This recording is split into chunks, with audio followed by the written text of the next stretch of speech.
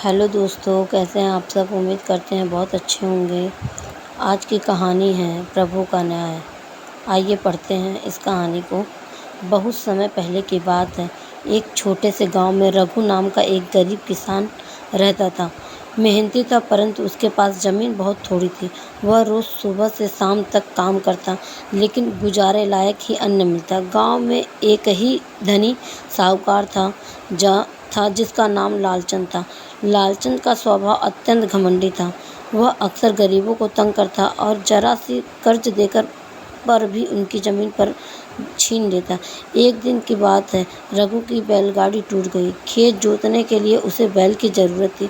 मजबूरी में वह लालचंद के पास गया और बोला, साहूकार जी, मुझे थोड़े दिनों के लिए एक बैल उधार दे दीजिए।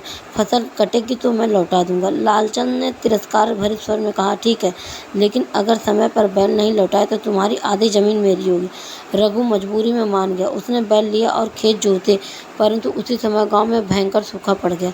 फसल बर्बाद हो गई। रघु के पास न अनाज बचा न पैसे। समय आने पर लालचंद बैल लेने आया और बोला, अब तो समझौता के अनुसार आधी ज़मीन मेरी हुई। रघु ने हाथ जोड़कर कहा, साहूकार जी, कृपा करिए, मैं भगवान की कसम खाता हूँ, अगले साल जरूर चुका दूंगा। लालचंद हंस पड़ा और बोला, तेरा भगवान तो खुद तुझसे नाराज है। अगर उसे न्याय करना होता तो तुझ पर सूखा क्यों पड़ता।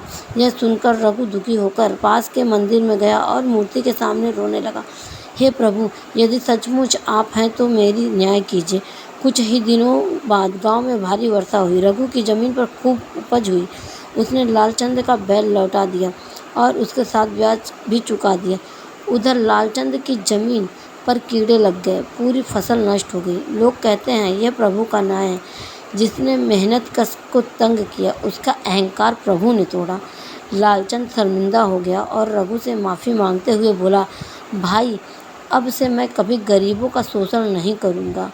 मैंने समझ लिया कि प्रभु का न्याय देर से ही सही पर अवश्य होता है। उस दिन के बाद गांव में यह कहावत चल पड़ी, प्रभु के घर देर है, अंधेर नहीं।